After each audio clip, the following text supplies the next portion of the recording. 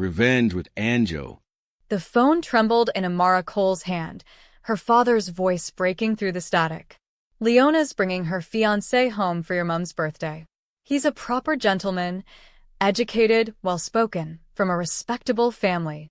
Then came the pause, deliberate and cold. And you, Amara, your job isn't exactly something we brag about.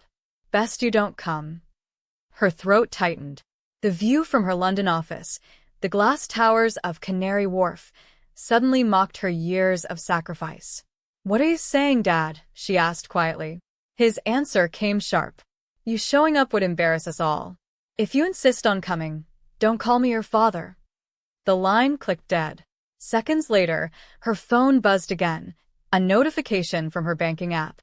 The automatic transfer of £2,180 for her parents' household expenses had just gone through, as it had every month for nearly 2 years. Amara stared at the glowing screen until her reflection blurred. She was 31, co-founder of SolarEdge Innovate, renewable energy startup powering homes across the Midlands. But to her parents, she was still the quiet daughter who fiddled with computers. Her younger sister, Leona, was their pride, bubbly, glamorous, endlessly adored. Growing up in South London, Amara learned to fade into the background. She'd pay the bills, clean up after family gatherings, even buy presents in her sister's name. Her success was met with polite nods, never celebration. It had all started with a phone call 2 years earlier. Her mum had sounded weary, her voice laced with guilt. "You know how things are, Amara. The gas bills keep rising, and your dad's pension isn't stretching far enough. If you could help us out a little, it would mean the world." Amara had agreed instantly, thinking it would be for a few months. But months became years. Every first Monday, the payments left her account like clockwork: rent, electricity, water, broadband, all covered by her. Each time she asked if Leona contributed, her mum's answers were soft and evasive. "Your sister's planning to next time," she'd say. "You know how busy she is." Amara knew the truth, but kept silent. Sometimes peace cost more than pride. That afternoon, as she watched the new transaction process, something in Amara shifted. It wasn't anger, not yet. It was exhaustion that hardened into clarity. She had spent her entire adult life believing that quiet loyalty would earn her love. Instead, it had made her invisible. "Not anymore," she murmured under her breath. Opening her banking app, she navigated to the automatic payment section. One by one, she canceled every transfer: power, gas, internet, water. Her finger hesitated only once, then pressed confirm. For the first time in years, she felt free and terrified by the weight of that freedom. A week later, her phone buzzed with a message from her mum. "The Wi-Fi's gone off again. Could you please sort it?" There was no apology, no mention of her father's words. Amara stared at the screen, then turned it face down. She had a quarterly meeting to prepare for.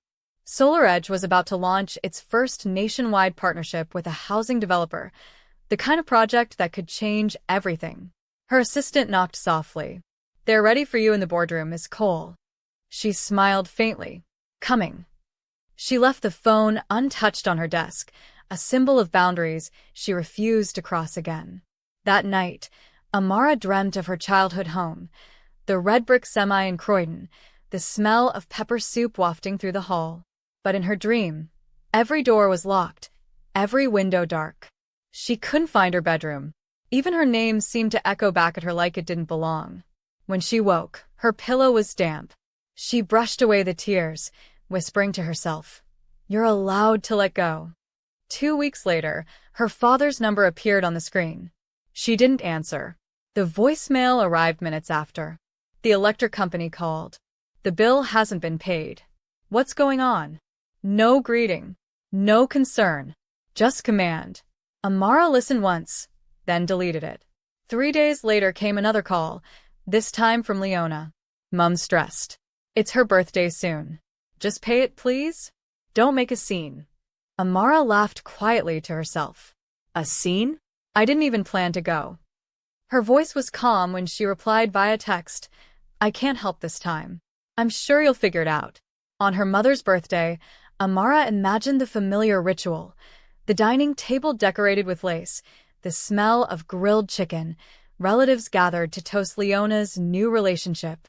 She could almost hear the laughter, the gossip, the questions about when Leona would finally marry. For 25 years, Amara had sat at that same table pretending the crumbs of affection were enough. Not this year. When her phone rang at 4, she watched the screen light up with her mother's name and let it fade to silence.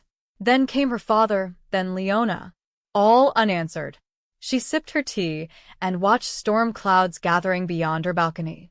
10 minutes later, the messages began pouring in. From Mum, the power's gone off. The whole house is dark. Please fix it. From Dad, no water. The guests are here. Sort it now. From Leona, internet's down. This is so embarrassing. Do something. Amara glanced at the clock, 5:12 p.m., exactly 3 weeks since she had canceled the payments.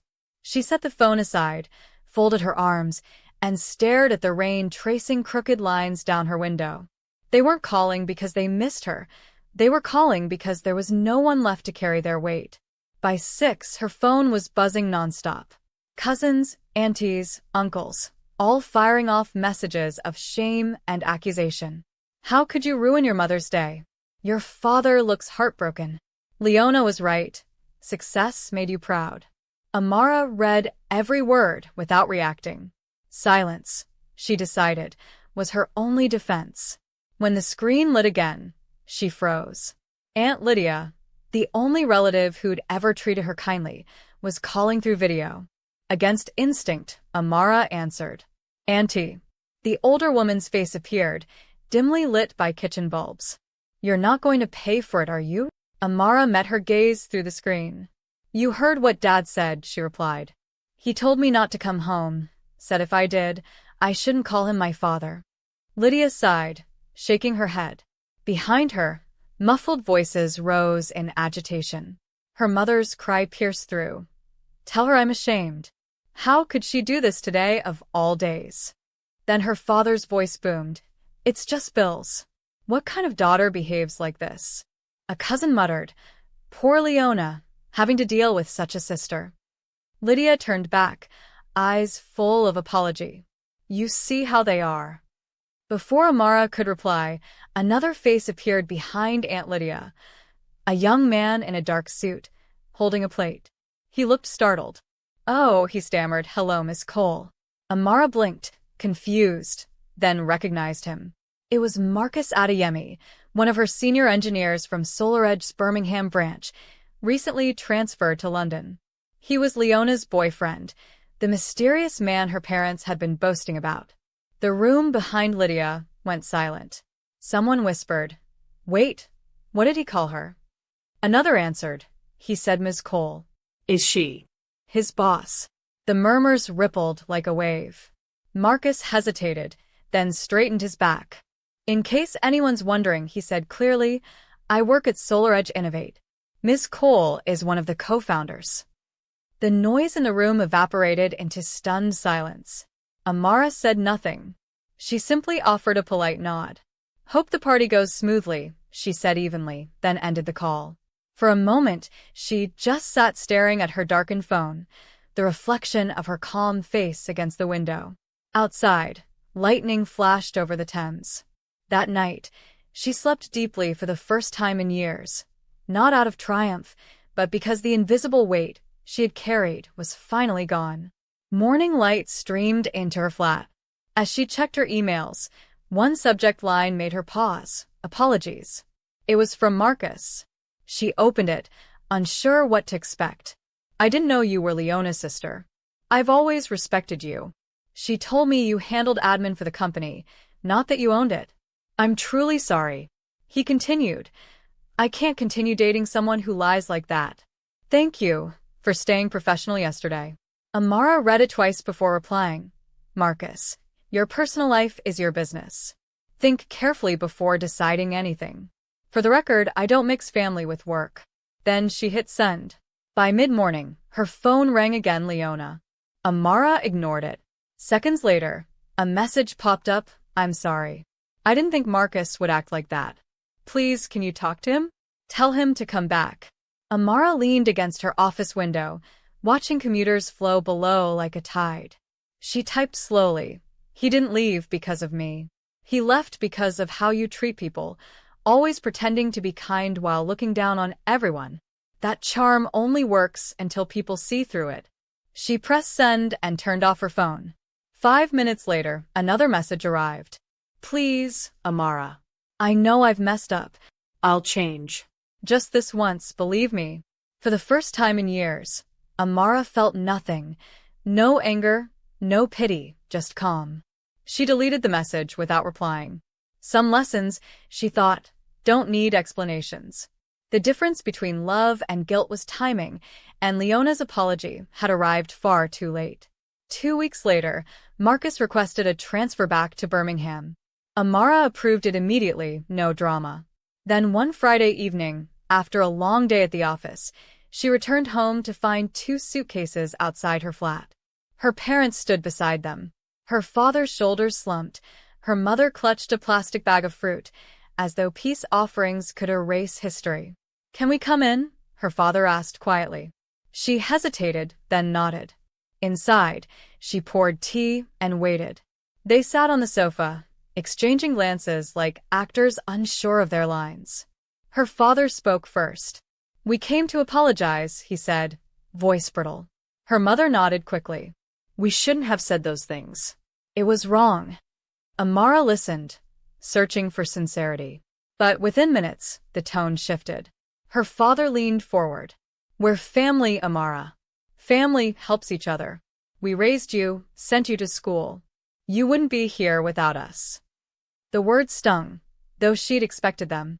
Her mother added softly, if you could maybe help with a little support, say £1,500 a month, it would really ease things. It's not much for someone like you. Amara almost laughed, not from humor, but disbelief. So that was the price of their apology, a figure neatly wrapped in guilt. She studied their faces, then asked, and what about Leona? How much will she contribute? The question hung heavy in the air. Her mother looked away. You know her situation. She's heartbroken. She needs time. Amara nodded slowly. Right. She needs time. I've heard that before. She leaned back, tone steady. If she agrees to pay £1,500, I'll match it. If not, I'll need something in writing, that your house becomes mine when you both pass. The room froze. Her father's eyes widened. You're setting conditions for your own parents? His voice rose until it thundered through the flat. We raised you for 20 years, and this is how you thank us? You've let money poison you. He slammed his palm on the coffee table, rattling the cups. Amara didn't flinch. When his shouting subsided, she stood. Dad, I think you both should leave now. Her tone was calm, final. Her mother looked stricken. You don't mean that. Amara simply opened the door. I do. Please. They gathered their things in silence and stepped out into the cool London rain. From her window, Amara watched them walk away, suitcases dragging across wet pavement. The ache in her chest that had lived there for years began to dissolve. It wasn't victory, it was release. That night, she wrote a single sentence in her journal. You can love people and still refuse to be their lifeline. Then she closed the book and slept with the peace of someone who had finally chosen herself over obligation. Months passed. The company flourished. Amara's innovations caught the attention of environmental councils across the UK. She appeared on a BBC interview discussing green technology, her voice confident, her story inspiring. But at home, her phone stayed silent. No calls from Croydon. No birthday messages. Not even a text. She noticed the absence, but it no longer hurt. Maybe, she told herself one evening, silence is its own kind of healing. She began hosting small dinners with colleagues and new friends, people who valued her without condition. 6 months later, Leona reached out again, this time by email. Hi sis, hope you're well. Could you help me with a job reference? I'm applying to SolarEdge. Amara read it twice. It was polite, even professional. But something in her gut twisted. She typed a brief response. Leona, I can't provide a reference. It would be a conflict of interest. I wish you the best. Then she pressed send and exhaled. For once, she didn't feel guilt, only clarity. She had spent a lifetime saving people who would never save her. One quiet Sunday, she visited Hyde Park alone. The winter air was crisp, the grass silvered with frost. Families laughed around her, the air alive with chatter. Amara sipped her coffee, watching sunlight flicker through the branches. You did the right thing, she whispered to herself. It wasn't about revenge or proving worth. It was about balance, finally learning that her love didn't have to come with a price tag. That night, she received a message from Aunt Lydia. Your parents are fine. They're still proud, you know. Just too stubborn to admit it. Amara smiled faintly. Tell them I wish them well. It was true. She didn't hate them. She simply refused to carry their expectations any longer. Lydia replied, You've grown stronger, child. Don't lose that. For the first time in years, Amara believed her. A year later, Solar Edge hosted its biggest conference yet at the Royal Albert Hall. Amara stood on stage before hundreds, her voice firm as she spoke about sustainable energy and African innovation. Cameras flashed, reporters scribbled notes. When she stepped off stage, her team surrounded her in celebration. You were brilliant, boss, one shouted. Amid the laughter, she glanced at her phone, still no family messages. And somehow, that absence no longer stung. She had built something solid, something that no withdrawal of love could erase. After the conference, she returned to her flat and sat on the balcony overlooking the Thames. The city glittered like a living map. You made it, she whispered. Then her thoughts drifted to her younger self, the girl who once begged for approval. She smiled sadly. She'd be proud, she murmured. The wind carried her words into the night. The pain wasn't gone, but it had transformed from something that chained her to something that fueled her. 2 years after cutting ties, Amara finally received an unmarked envelope through the post. Inside was a short letter, written in her mother's neat cursive. We think of you often. Your father's health isn't great. We still love you even if we didn't always show it. Attached was a photo of her childhood home, newly painted. Amara ran her thumb over the image. For a moment, tears welled.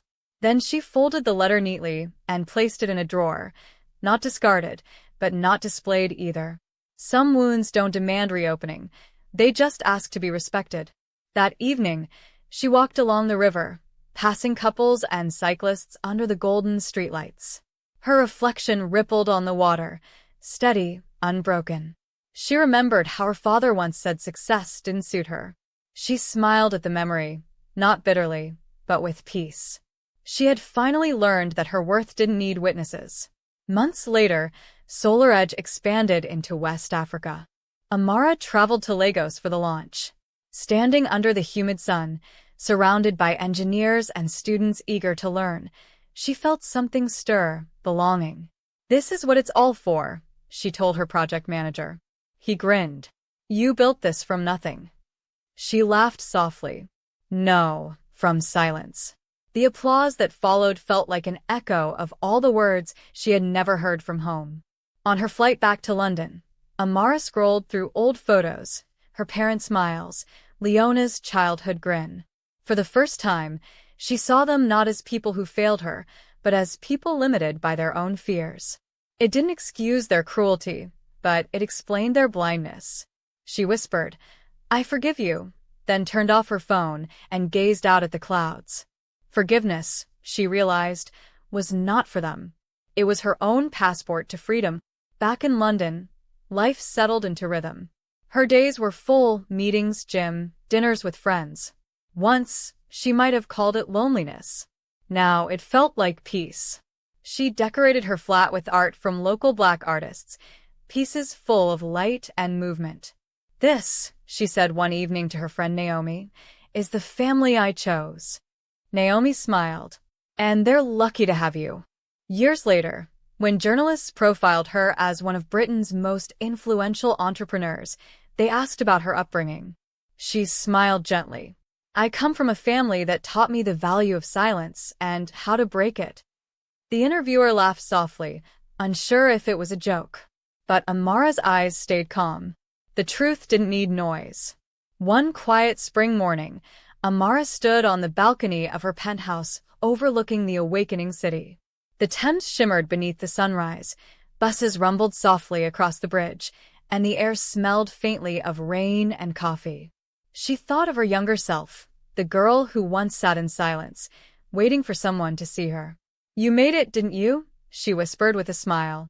Not because she'd become wealthy or respected, but because she had learned to value herself without an audience. Her phone buzzed on the table.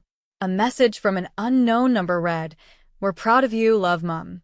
Just 6 words, years too late, yet still enough to make her chest tighten. She didn't reply. Instead, she let the message stay unread, glowing faintly like a soft light in the distance, proof that even the coldest hearts can thaw when silence finally speaks louder than sacrifice. That evening, Amara walked by the river where it had all begun, the same path she'd once taken after her father's rejection.